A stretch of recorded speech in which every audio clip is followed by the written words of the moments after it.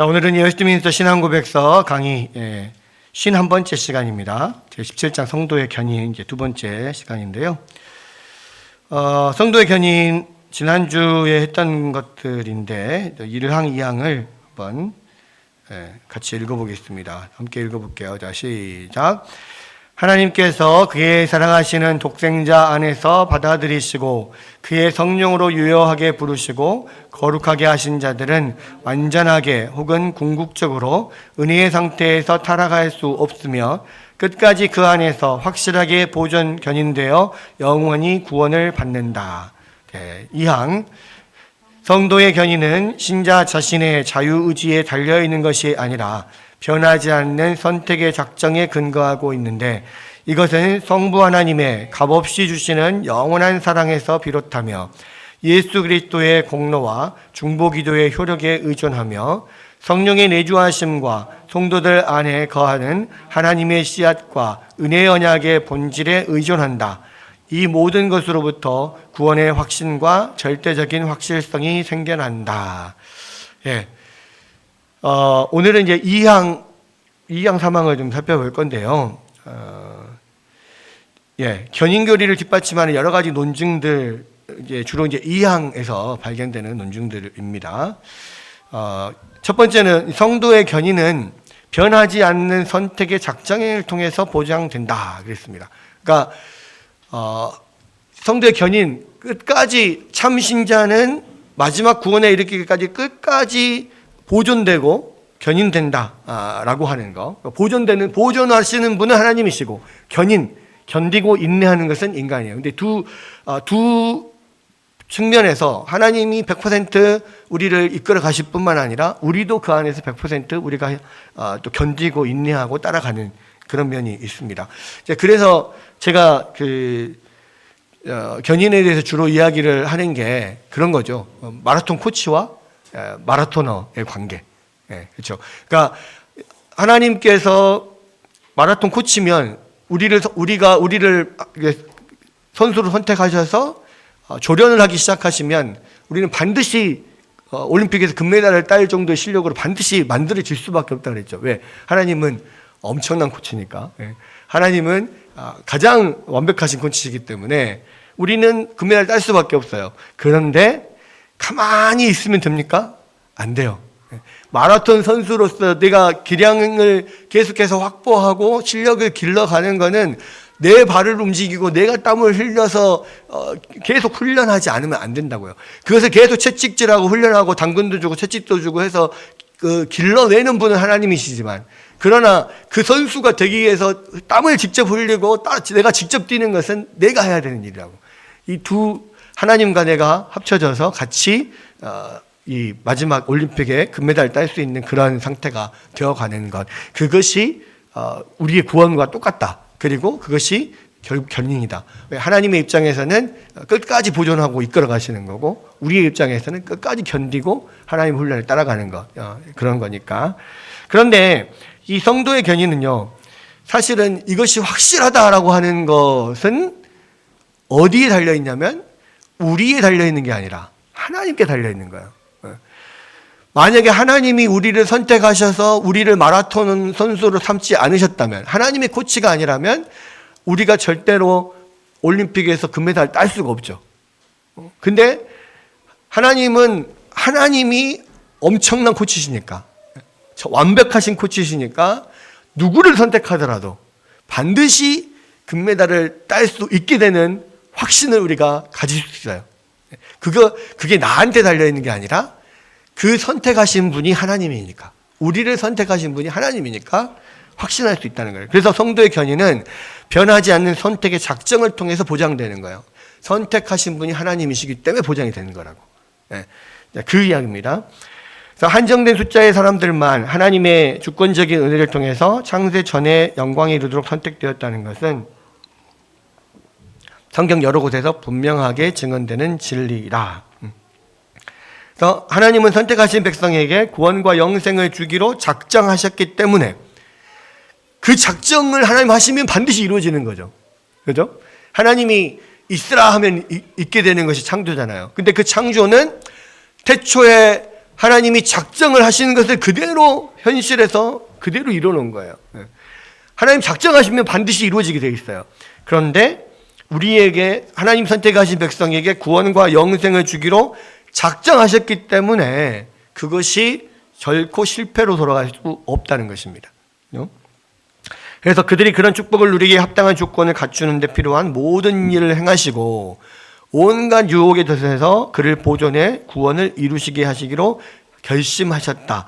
따라서 하나님이 은혜 안에서 선택하신 사람이 궁극적으로 멸망한다면 하나님의 목적은 좌절될 수밖에 없다. 그런데 하나님이 작정하신 것이 좌절될 수 있느냐? 절대 그럴 수 없다는 거죠. 하나님의 속성상. 그 목적은 하나님 자신에게서 비롯된 것이기 때문에 그분의 본성처럼 절대로 변하지 않는다. 그래서 말라기 3장 6절에 보면 나 여호와는 변하지 아니하나니 하나님께서 직접 말씀하셨죠.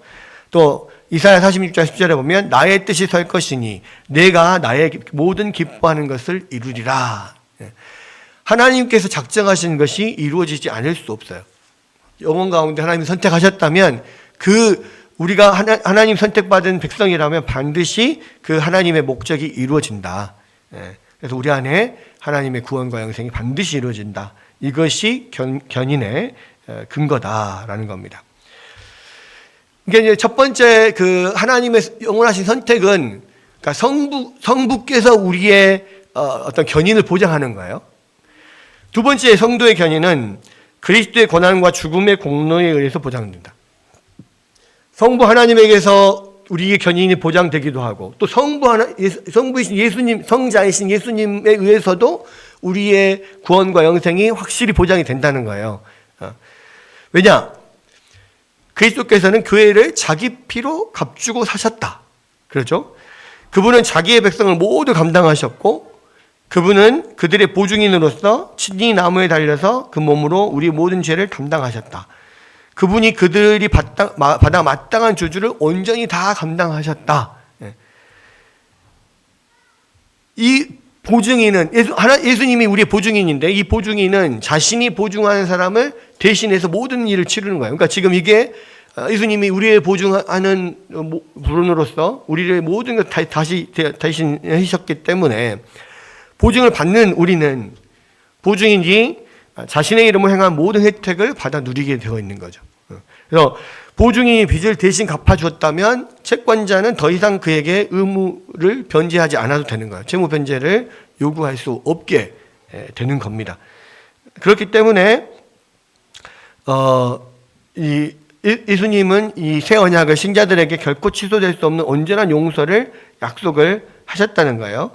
그래서 히브리서 8장 12절에 보면 내가 그들의 불의를 긍휼히 여기고 그들의 죄를 다시 기억하지 아니하리라 하였기 때문에 만약에 참신자가 타락할 수 있다라고 하는 교리가 사실이라면 이 약속은 거짓된 것이 될 것이다. 왜냐하면 그들의 죄가 다시 기억될 것이기 때문에 이미 예수님께서 모든 것을 다 해서 다 우리 죄를 다 용서해 주셨고 다 값을 치르셨잖아요. 그러면 우리가 예수님 안에서 완전히 거룩한 자가 되었어요. 그런데 다시 우리가 타락을 하면 또 다시 죄로 들어가면 예수님께서 하신 모든 것이 다 거짓이라는 말이 된다는 거죠. 그러니까 하나님이 약속하신 게 변함이 없듯이 예수님이 우리를 위해서 우리의 값을 치르시고 용서하신 모든 그 사실도 변함이 없어요. 그러면 예수님께서 우리의 모든 용서하시고 우리를 깨끗게 하셨는데 다시 우리가 타락할 수 있다? 그거는 예수님의 능력을 또 예수님이 하신 모든 일을 부인하는 게 된다. 그거예요. 그렇기 때문에 이 예수님께서 하신 이 일도 결국은 우리가 다시 죄로 돌아가고 타락할 수 없다라고 하는 것을 이야기해 주는 거다. 성부 하나님도 변함이 없으시지만 성자이신 예수님도 변함이 없으시고 성부 하나님이 하신 모든 일들이 변개가 되지 않는 것처럼 성자께서 하신 모든 일들도 변개되지 않는다. 그러니까 그런 부분에 있어서 우리의 견인, 우리의 구원의 확실함, 마지막까지 확실한 것은 예수님께서 우리에게 하신 일 때문에 그렇다라는 거예요. 그 다음에 또 세 번째로 성도의 견인은 그리스도의 지속적이고 효과 있는 중보 기도를 통해서 보장된다. 그러니까 그리스도께서는 자신의 피로 자기 백성을 값주고 사셨을 뿐만 아니라 항상 살아계셔서 그들을 위해서 간구하신다 그랬어요. 그러니까 예수님이 자기의 피로 값을 주고 우리를 샀잖아요. 그럼 예수님 한번 예수님 것이 되면 아무도 예수님의 품에서 우리를 가져갈 수가 없어요. 데려갈 수가 없어. 그게 이제 첫 번째라면, 그렇게 해서 예수님 것이 된 우리를 위하여서 예수님께서 지금도 하나님 우편에서 기도하고 계셔. 우리를 위해 중보 기도하고 계신다는 거예요. 항상 살아계셔서 우리를 위해서 간구하신다 그랬는데, 그리스도께서는 세상에 계실 때처럼 지금도 하나님의 보좌 앞에서 우리를 위해서 기도하고 계신다. 요한복음 17장 11절 15절을 보면, 거룩하신 아버지여 내게 주신 아버지의 이름으로 그들을 보전하사 내가 비옵는 것은 그들을 세상에서 데려가시기를 위함이 아니요 다만 악에 빠지지 않게 보전하시기를 위함이니이다 그랬어요. 그러니까 예수님이 요한복음 17장에서 대제사장의 기도를 하잖아요. 근데 그때 기도할 때 하나님 앞에 내게 주신 아버지의 이름으로 그들을 보전하여 주십시오 그렇게 기도했어요. 또 이들을 악에 빠지지 않도록 보전해 주십시오 예수님이 기도하셨다고. 또 요한복음 17장 20절 보면 내가 비옵는 것은 이 사람들만 위함이 아니요 또 그들의 말로 말미암아 나를 믿는 사람들도 위함이니. 지금 예수님이 예수님의 제자들을 위해서 기도했잖아요. 근데 이 예수님의 제자들뿐만 아니라 이 제자들, 사도들의 말을 듣고 예수님을 믿는 모든 사람에게도 동일하게 적용된다고 그랬어요. 그러니까 예수님의 기도가 모든 예수 믿는 사람들에게 다 적용이 돼요. 그래서 예수님이 구하신 모든 것들은 하나님께서 다 들어주셨잖아요. 보존하기 위해 우리를 보존하여 달라고 기도한 것들을 하나님이 들어주지 않으실 리가 없다는 거죠. 그리스도의 중보 기도가 효험이 있다면 그분을 믿는 모든 사람은 온전히 타락하지 않고 안전하게 보존될 것이 틀림없다. 요한복음 11장 41절 42절에 보면 성부 하나님은 항상 주님의 기도에 응답하셨다는 사실을 알게 돼요. 밑에 내용이 나오죠. 예수께서 눈을 들어 우러러 보시고 이르시되 아버지여 내 말을 들으신 것을 감사하나이다. 항상 내 말을 들으시는 줄을 내가 알았나이다. 그러나 이 말씀을 하옵는 것은 불러선 무리를 위함이니 라고 예수님이 지금 기도를 하신 거예요. 그러니까 이 기도 중에 계속 예수님도 말씀하시지만 하나님은 항상 예수님의 기도를 반드시 들어주신단 말이에요. 근데 그렇게 예수님이 신자들을 위해서 기도하신 것, 신자들의 보존을 위해서 기도하신 것을 하나님께서 들어주지 않으실 리 없다는 거죠. 그게 이제 예수님 성자의 하신 일과 성자께서 하시는 기도 때문에 모든 참신자들은 끝까지 보존이 된다. 만약에 그것이 안 된다면 예수님의 기도가 능력이 없는 게 돼버리는 거니까. 예수님이 하신 구속의 사역이 능력이 없는 게 돼버리니까. 그래서 예수님의 하신 일과 예수님의 어떤 중보 기도의 능력으로 우리의 성도의 견인이 보장이 된다라는 거예요. 성부 하나님, 성자이신 예수님으로 말미암아 견인이 보장이 됐다. 세 번째로는 성령의 역사하심으로도 우리의 견인이 보장이 된다는 거예요. 성부, 성자, 성령이 우리를 끝까지 이 구원과 영생을 이루는 이 일에 삼위 하나님이 다 참여하신다는 겁니다. 자, 성도의 견인은 성령의 내주하심으로 보장이 된다 그랬는데요. 주님은 세상을 떠나시면서 성령의 약속으로 제자들의 마음을 위로하여 주셨습니다. 뭐라고 했냐? 내가 아버지께 구하겠으니 그가 또 다른 보혜사를 너에게 주사 영원토록 너희에게 함께 있게 하시니. 그러니까 예수님이 성령께서 우리 가운데 오셔서 예수님의 모든 사람들에게 성령이 오셔서 그 안에 내주하시게 된 것을 약속하셨어요. 그래서 이 성령의 선물은 예수를 믿는 사람은 누구나 누릴 수 있는 특권입니다. 그러니까 예수를 정말로 믿었다, 정말로 예수님 믿는다라고 하면 그 성령님이 우리 안에 들어오신단 말이에요. 그럼 성령님이 우리 안에 들어오시면 어떻게 되냐? 고린도전서 3장 16절 보면 너희가 하나님의 성전인 것과 하나님의 성령이 너희 안에 계시는 것을 알지 못하느냐? 우리가 하나님의 성전이고 하나님의 성령이 우리 안에 거하시면 성도의 견인은 신자 안에 계속 거하시는 성령을 통해서 안전하게 보장이 된다는 겁니다. 왜냐? 성령이 내주하시는 목적. 왜 성령이 우리 안에 내주하시냐면 그들을 빛 가운데에서 성도의 기업에 합당한 자로 만드시고 그들을 보호하셔서 영광으로 인도하시기 위해서 성령이 우리 안에 내주해 계신단 말이에요. 그러니까 내 안에서 계속해서 우리를 빛 가운데서 하나님의 나라에 합당한 자로 성령님이 계속 만들어 가시는데 그 성령님이 우리 안에 정말로 계시다면 성령님이 우리 안에서 계속해서 하나님이신 성령님이잖아요.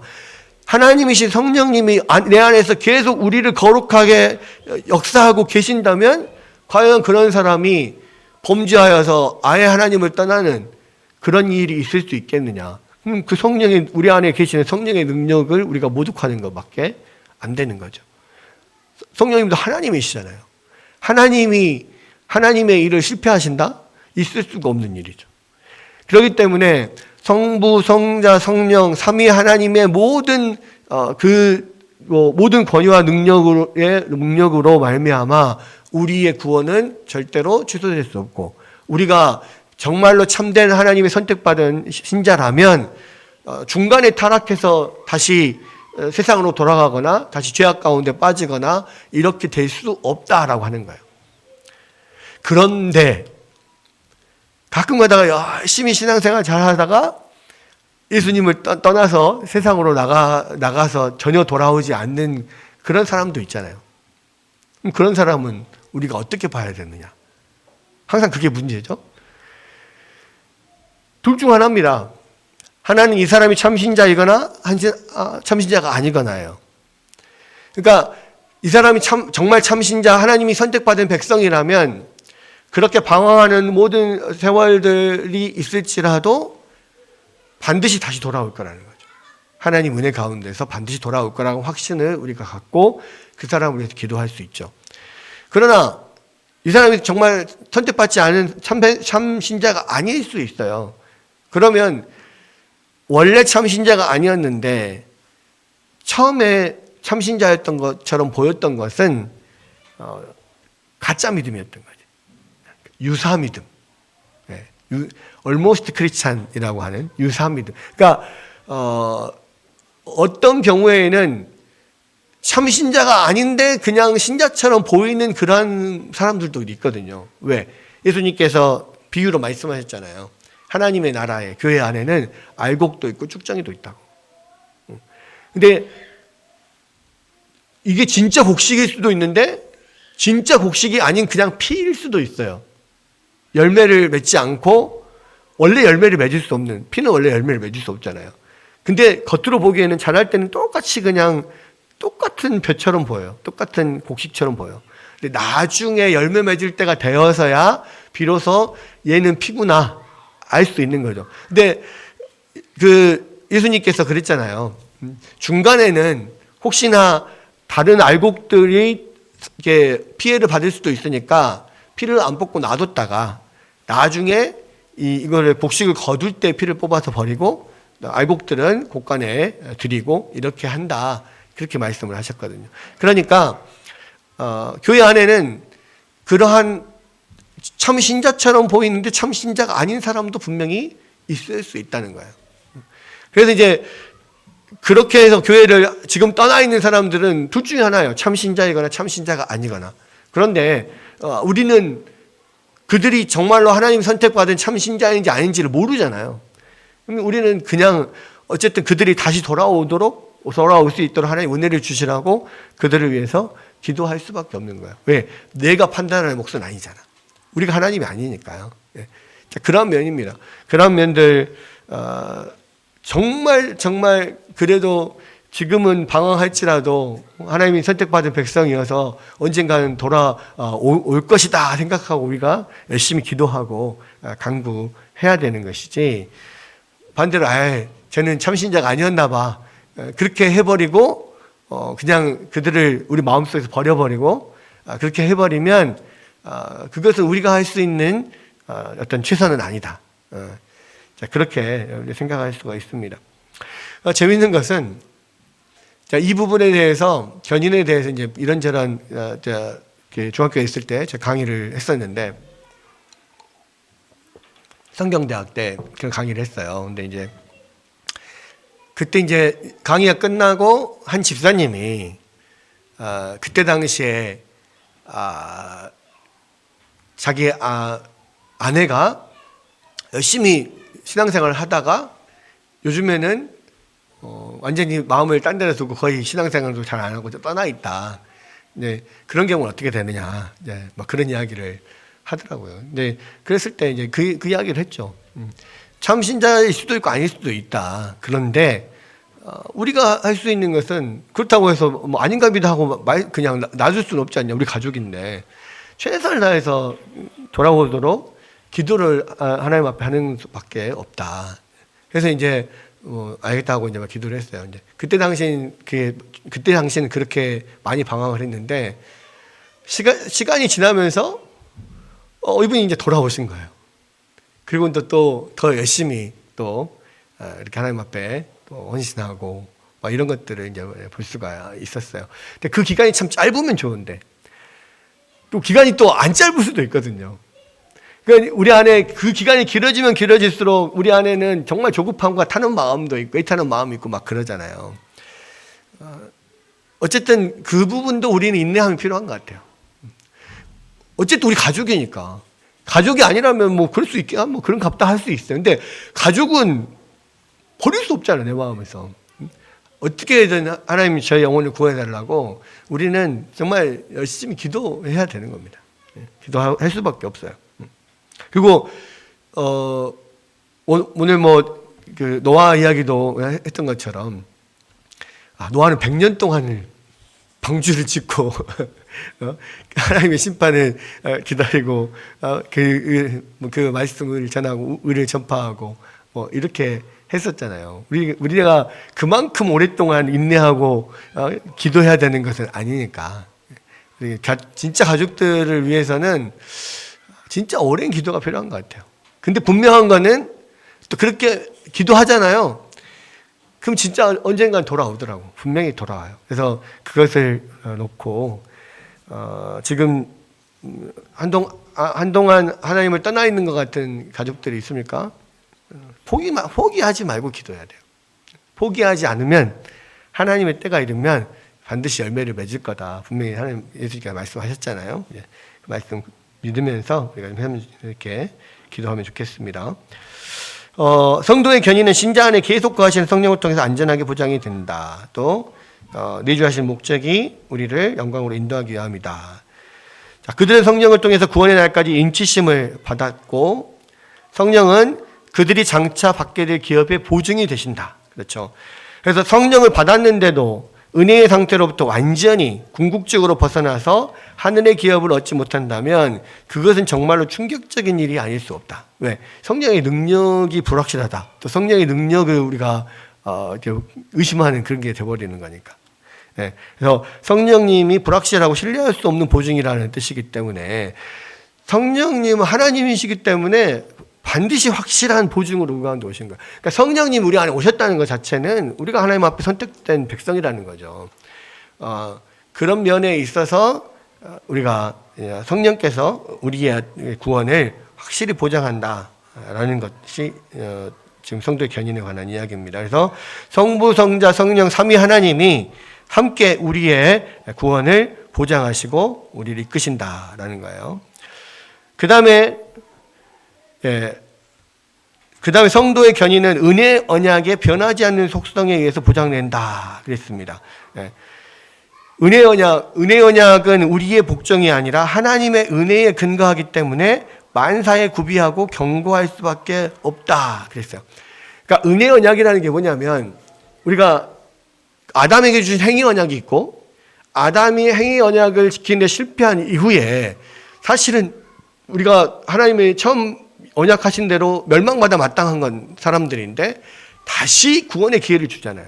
근데 그 구원의 기회가 다시 아담의 행위에 달려있는 게 아니라 하나님께서 여자의 후손을 통해서 하나님께서 이루시겠다라고 한 거거든.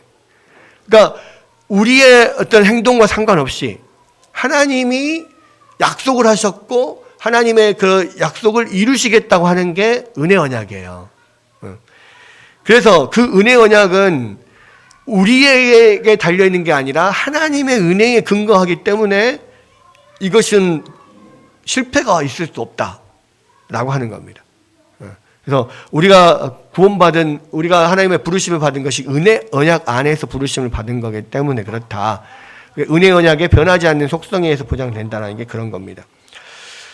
에레미야 32장 40절에 보면 내가 그들에게 복을 주기 위하여서 그들을 떠나지 아니하리라 하는 영원한 언약을 그들에게 세우고 나를 경외함을 그들의 마음에 두어 나를 떠나지 않게 하고. 그러니까 이 예레미야 말씀에 보면 하나님께서 우리에게 복 주기로 약속하고 우리를 떠나지 않겠다라고 약속했어요. 그래서 하나님이 우리를 떠나지 않겠다는 약속과 더불어 우리 안에 또한 하나님을 경외한 마음을 우리 안에 심어두셔서 우리가 하나님을 떠나지 않게 하신다는 거예요. 그러니까 하나님도 우리를 떠나지 않겠다고 하는 약속을 주셨고 우리 안에 하나님을 떠나지 않도록 그 마음까지 하나님께서 심어주신다는 거죠. 그래서 이 에레미야를 통해서 보면 이것이 우리의 구원이 전적으로 하나님이 하시는 거구나. 우리가 믿음으로 구원을 받는다고 생각을 하지만 그것이 그 믿음 또한 하나님이 주신 거였다. 그죠? 하나님을 경외하는 마음을 우리가 스스로 하나님 앞에 겸비하고 하나님 경외하는 것 같지만 사실은 하나님이 우리에게 하나님을 경외하는 마음을 심어주셔서 우리가 하나님을 경외하게 되는 거라는 거예요. 그래서요, 우리의 믿음은 우리의 하나님 앞에 어떤 헌신은 하나도 자랑할 것이 못 돼요. 어떤 사람은 우리 할머니 또 우리 부모님 세대 이렇게 신앙생활 하실 때 보면 믿음이 연약한 자들에 대해서 저렇게 믿음이 약해가지고 하면서 그렇게 못하냐 이렇게 좀 이렇게 비난하는 그러한 분들을 많이 보이거든요. 왜냐하면 자기는 잘하고 있으니까. 근데 왜 이렇게 믿음 없이 살까? 그러면서 한편으로는 걱정도 있지만 한편으로는 약간의 비난도 있거든요. 왜냐하면 나는 이렇게 아주 믿음으로 잘 살고 있는데 저렇게 믿음이 약해서 저렇게 믿음을 못 사니 이런 식으로 생각을 하는데 여러분 그 믿음을 주신 분이 하나님이세요. 믿음이 연약한 사람들을 위해서 우리가 그들에게 더 굳건한 믿음을 주시도록 우리가 기도하고 중보기도를 해줄 필요는 있어요. 그런데 나에게 있는 이 믿음, 내가 지금 요즘에 신앙생활을 엄청 잘하고 나름대로 열심히 헌신하고 기쁨으로 하나님을 예배하고 하는 모든 마음이 나에게서 나온 마음이 아니라 하나님이 주신 마음이라고. 여기서 에레미야를 통해서 하나님을 경외하는 마음을 그들에게 두어서 하나님을 떠나지 않게 하시겠다라고 하신 분이 하나님이라거든요. 그러니까 내가 내 믿음이 지금 아주 충만하고 강하고 한 것에 대해서 내가 자랑할 것이 없어. 왜? 그 마음을 하나님이 나에게 주셨으니까. 그래서 다만 우리는 하나님 앞에 감사할 뿐인 거예요. 하나님이 나에게 이런 믿음을 주셨고 이런 깨달음을 주셨고 이렇게 하나님 앞에 헌신하게 하셨고 이것이 하나님이 주신 것이기 때문에 감사함으로 하나님 앞에 겸비하게 나가야지. 저렇게 믿음이 약해가지고 이렇게 남을 비난하고 나는 그래도 이 믿음 주셔서 감사합니다 하면서 이제 뭔가 나는 우쭐거리고 그렇게 하는 것은 우리가 잘못된 그런 믿음이다라는 것을 볼 수 있어요. 그래서 하나님이 우리에게 모든 것을 주셨다. 그것이 이제 우리의 신앙을 굳게 한다라고 하는 겁니다. 그래서 은혜 언약의 취지가 이 말씀에 분명히 드러나는 건데 하나님은 자기 백성을 버리지 않고 끝까지 사랑하실 뿐만 아니라 그들 마음에 경외심을 주어서 자기를 떠나지 않게 할 것이라고 약속하셨다. 이 약속에 의해서 우리의 모든 참신자들은 그 믿음이 견고하게 유지된다라는 거예요. 그들이 하나님을 경외하는 한 그분은 그들에게 계속 은혜를 베푸실 것이고 그들 마음속에 경외심을 심어주어 항상 은혜를 받게 하심으로써 타락하지 않도록 끝까지 보존하실 것이다. 어쩔 때는 하나님이 나에게 이 은혜를 거둬가시면 내가 순간적으로 막 이렇게 타락하고 떠나고 이렇게 되면 어떡하지? 걱정을 할 수도 있어요. 그런 걱정을. 근데 하나님이 괜히 우리에게 은혜를 거두시지 않아요. 그러니까 우리가 하나님 은혜 가운데 있는 자들이 계속해서 하나님의 은혜를 사모하고 하나님을 붙들고 있으면 하나님이 그 은혜를 절대 거두지 않으신다고. 하나님이 그냥 줬다 뺏었다 하시는 분 아니잖아요. 그래서 그런 걱정을 할 필요는 없고, 우리가 지금 현재 은혜 가운데 있음을 자기가 느낀다. 그러면 계속해서 하나님 앞에 감사하고 그 은혜를 늘 붙들고 살아가면 계속 끝까지 우리가 그러한 은혜를 누리면서 신앙생활을 할 수 있다라는 겁니다. 자, 그다음에 이제 세 번째 사망. 이제 사망을 한번 보겠습니다. 사망 한번 읽어볼게요. 자, 시작. 그러나 신자들은 사탄과 세상의 유혹으로 또 자신들 안에 남아있는 죄의 위력으로 견인의 수단들을 소홀히 여기는 태도로 심각한 죄를 저지를 수 있고 한동안 죄의 상태에서 머물 수 있다. 이로 인해 그들은 하나님을 슬프시게 하고 성령을 근심하시게 하며 자신에게 주어진 은혜와 위로를 잃고 마음을 강팍하게 만들며 사람들에게 비방할 거리를 주고 양심의 상처를 입히며 일시적인 심판을 자초한다.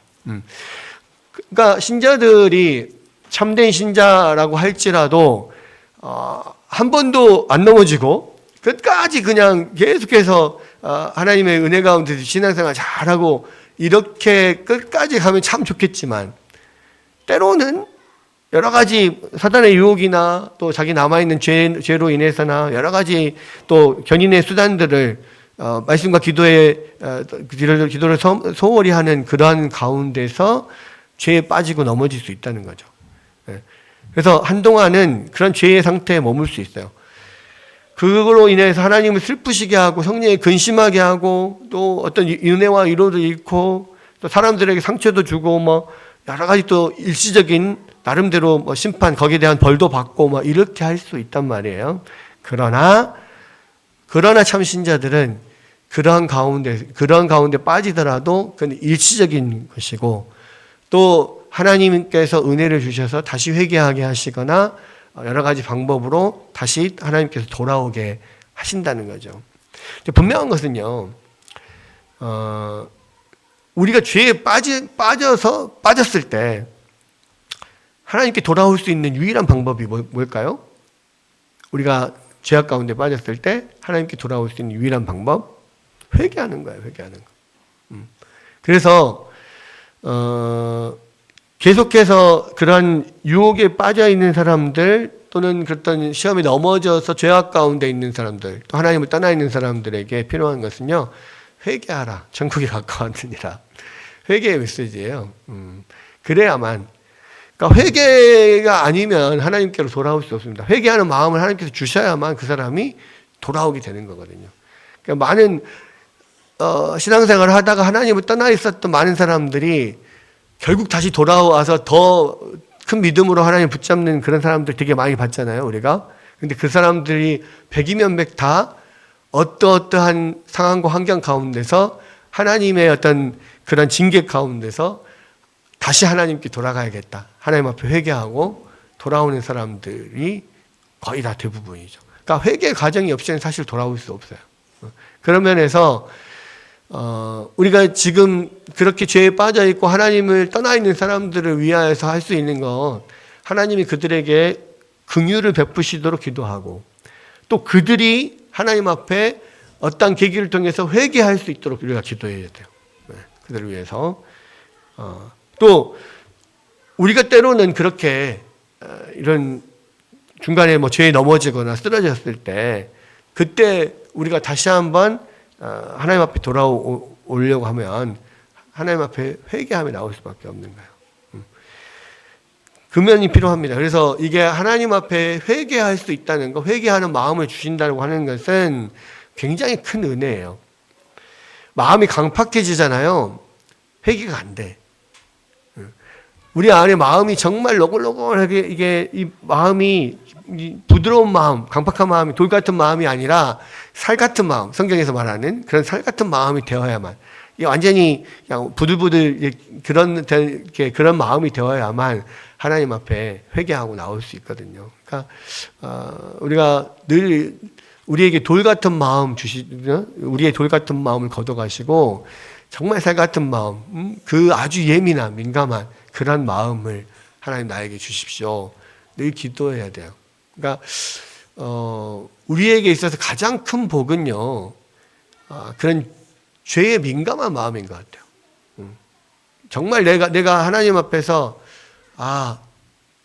내가 이런 모습이 하나님 앞에 정말 큰 죄구나, 하나님이 슬퍼하시겠구나, 내가 이 죄 가운데 있는 이것이 너무나 내가 하나님 앞에 몸둘 바를 모르겠고 내 마음을 아프게 하고 찌르고 그렇구나, 그런 마음들을 계속해서 느낄 수 있다면 우리가 늘 은혜 가운데 살 수 있죠.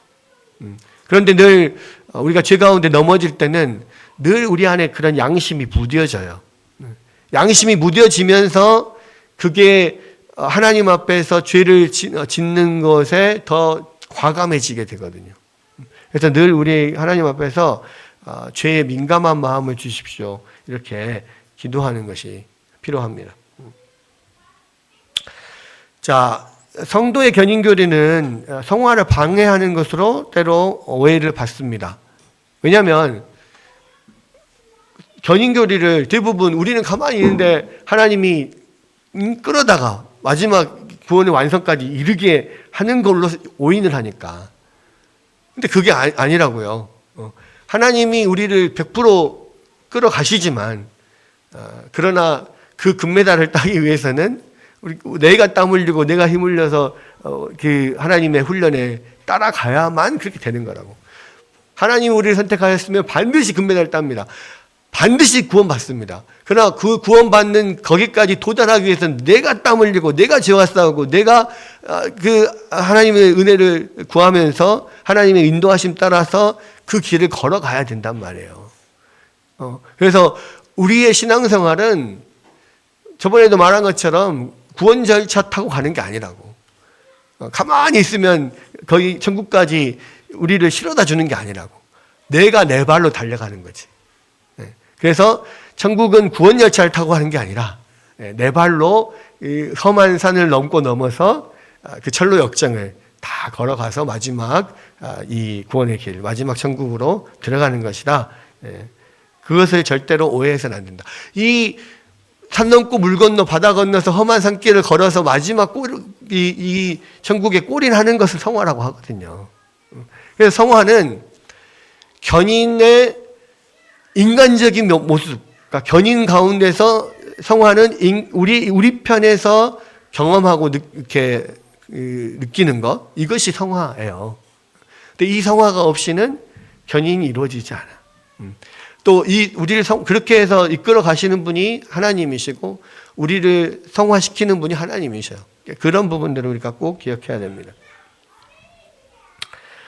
그래서 이게 참신자는 끝까지 확실하게 보존되어 영원히 구원받지만 심각한 죄를 저지르는 경우에는 하나님을 슬프시게 하고 성령을 근심하게 하고 자신에게 주어진 은혜와 위로를 잃고 마음을 강팍하게 만들고 사람에게 비방할 거리를 주고 양심의 상처를 입히고 일시적인 심판을 자초한다. 그러니까 분명히 참신자도 죄를 저지르고 넘어지는 경우들이 분명히 있다는 거예요. 그러나 거기에서 빨리 일어나야죠. 성도의 견인은 끝까지 거룩하게 보존되는 것을 의미합니다. 그죠? 그러니까 끝까지 보존된다. 어떻게? 거룩하게 보존된다. 그래서 이런 교리가 경솔하게 죄를 짓게 만드는 동기가 될 수 없다는 거예요. 그러니까 나는 어차피 예수님 믿었으면 구원받았으면 내가 뭔 짓을 해도 다 이게 완전히 이렇게 구원받으니까 내가 잠시 죄악 가운데 있을지라도 잠시 그렇게 하나님의 말씀에 불순종하고 떠나 있을지라도 어차피 나는 구원받아, 이렇게 생각하는 사람들은 오산이라는 거예요. 왜? 견인이라고 하는 것 자체가 끝까지 보존하는데 어떻게 보존한다? 거룩하게 보존하는 거예요. 거룩하게. 그래서 우리가 그냥 이 견인의 교리가 그 견인의 교리 때문에 내가 거룩하지 않은 생활을 해도 끝까지 이렇게 보존된다라고 하는 그러한 교리가 아니라는 것을 알아야 돼요. 내가 끝까지 거룩하게 하나님께서 우리를 붙드시고 이끌어 가시지만 그 거룩함을 위하여서 내 훈련하고 성화되어 가야 될 사람 나라는 거죠. 그래서 내 안에 그러한 노력이 없이 그냥 갈 수는 없어요. 그리고 한편으로는 내 안에서 계속해서 이 성화를 위해서 거룩하게 보존되어 가도록 계속해서 은혜의 방편들을 사용하고 말씀과 기도와 또 우리의 모든 삶에서의 순종과 또 죄를 멀리함과 이런 것들을 내가 의지적으로 계속해서 하고 있는 동안에는 거룩함이 유지가 돼요. 그런데 이것을 신경 써서 안 하면 안 할수록 금방 거룩하지 않게 돼요. 그래서 하나님께서 우리를 계속 이끄시지만 이끄시면서 계속 우리에게 말씀으로 또 독려하시고 격려하시면서 이끌어 가시는 그 길을 내가 따라가야 돼요. 그래서 우리가 거룩함을 잃고 죄에 빠질 수 있는데 대부분 왜 그렇게 빠지냐면 그런 거룩함에 나아갈 수 있는 그런 은혜의 방편들을 내가 소홀히 여길 때 그래요. 그러니까 아까도 보면 견인의 어떤 그 도리를 소홀히 여길 때 그렇게 빠질 수 있다 하잖아요. 열심히 기도하다가 기도하지 않으면 열심히 말씀 보고 공부하다가 그것들을 놔두고 게을러지면 자연스럽게 거룩에서 떨어지고 죄에 더 빠질 수밖에 없어요. 다이어트랑 비슷한 것 같습니다. 제가 요즘에 약간 식욕 억제제를 먹으면서 제가 이 앞자리가 바뀌었다고 했잖아요. 5kg에서 6kg 정도 빠져가지고 이제 90대에서 80대로 내려왔어요. 한참 87, 88 막 이렇게 되다가 요즘에 식욕 억제제를 좀 끊고는 안 먹었더니 점점점 이게 슬금슬금 올라가더니 다시 또 굿잣대를 막 회복하려고 막 왔다 갔다 하고 있는 그런 가운데 있어요. 그러니까 이게 좀만 그 마음을 늦추잖아요. 좀만 마음을 늦추면 이것도 안 되더라고. 그러니까 어느 순간 보면 내가 밤에 뭘 먹고 있어. 어느 순간 정신을 차려보면 내가 뭔가를 먹고 있어. 근데 이거를 계속해서 이거를 의식을 하고 또 식욕억제제도 먹고 나름대로 운동도 하고 막 의식을 막 하잖아요. 그러면 이게 어느 정도 유지가 되는. 그거를 의식을 안 하고 안 하면은 금방 이게 앞자리가 바뀌는 게 순식간이더라고. 네. 이게 사실은 이 견인의 우리 교리하고 비슷한 거예요. 계속 우리의 구원에 신경을 쓰고 제가 그 거룩에 머물려고 노력을 하고 하나님의 말씀과 기도를 내가 더 열심히 전무해야지 이것들을 더 붙들고 내가 더 하나님의 말씀도 보고 공부도 하고 책도 읽고 신앙서적도 읽고 나름 막 신앙에 대해서 더 하나님 앞에 더 열심을 내보려고 하잖아요. 그렇게 하면 할수록 거룩이 유지가 돼요. 근데 조금 소홀히 하잖아요. 금방 떨어져요. 우리 안에 금방 죄적인 본성이 금방 드러나더라고. 그래서 결국 이 견인을 끝까지 성도가 끝까지 거룩을 유지하게 나아갈 수 있는 것은 뭐냐면 계속해서 하나님의 말씀 붙들고 기도하고 거룩을 유지할 수 있는 방편을 계속 사용해야 되는 거예요. 계속 거기에 신경을 써야 되는 거예요. 그래서 어느 순간 내가 하나님과의 관계에서의 뭔가 내가 좀 투자하는 면 내지는 신경 쓰는 면이 조금 더 없어졌다 하면 그때 여러분 긴장해야 되는 거예요. 죄에 떨어질 수 있는 가능성이 커요. 그리고 이 어떤 사단의 유혹에 넘어질 수 있는 가능성이 커진다는 거예요. 그래서 우리가 늘 은혜의 방편을 늘 붙잡고 있어야 된다는 겁니다.